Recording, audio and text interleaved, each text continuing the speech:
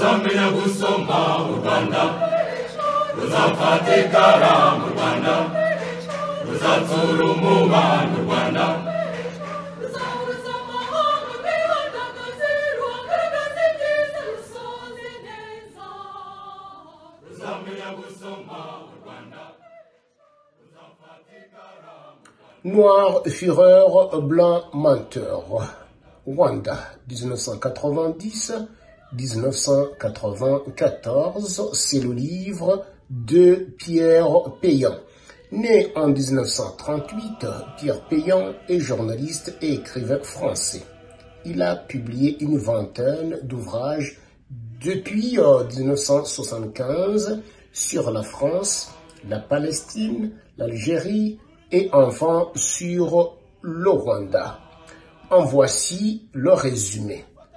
Au printemps 1994, le monde est stupéfié par les images du déchaînement de fureur et de violence qui s'est emparé d'un petit pays africain au cœur de la région des Grands Lacs, le Rwanda. Les corps d'hommes, de femmes et d'enfants tués à la machette, les charniers dans des villages vidés de leurs habitants, les figures des rescapés horriblement mutilés et traumatisés, les populations fuyant vers l'ouest. Jamais le continent noir n'avait connu des massacres d'une telle ampleur.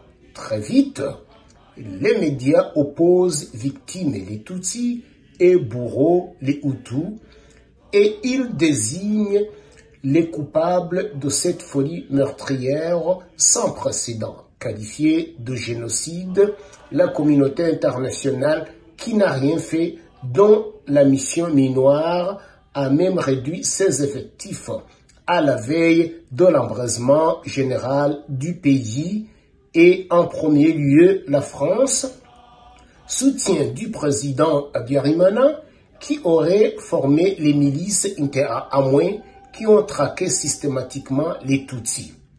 Son opération militaire turquoise, décidée tardivement, n'aurait servi qu'à masquer sa compromission entre les Guinéens néocolonialistes avec le régime génocidaire. Ainsi, l'histoire se fiche-t-elle dans une version voulue et imposée par le vainqueur Paul Kagame, le libérateur entre les Guinéens, chef des rebelles Tutsis du Front patriotique rwandais FPR. Cependant, cette thèse présente une faille. Le déclenchement des massacres au lendemain de l'attentat du 6 avril 1994, au cours duquel l'avion du président rwandais fut abattu. Qui a tué Juvenal Habyarimana, président du Rwanda? La question ressurgit aujourd'hui, plus de 10 ans et plus après les faits. Mais cette fois-ci, elle y trouve une réponse. Des mercenaires à la sorte du FPL de Kagame, selon le juge Briguer, qui s'apprête à clore son instruction. Ce ne sont donc pas les extrémistes Hutus du régime Habyarimana qui ont prémédité ce coup d'État et les monstrueuses conséquences. Ainsi, toute l'histoire du génocide serait-elle à reconsidérer et Paul Kagame, aujourd'hui président du Rwanda, apparaîtrait-il comme le plus grand criminel de guerre en vie? Pierre Péan démontre que le génocide de 1994 ne fit qu'un épisode dans une guerre civile et régionale ignorée, plus meurtrière encore, voulue depuis octobre 1990. Le FPR était prêt à tout pour conquérir le pouvoir à Kigali, y compris à sacrifier Hutus et Tutsis.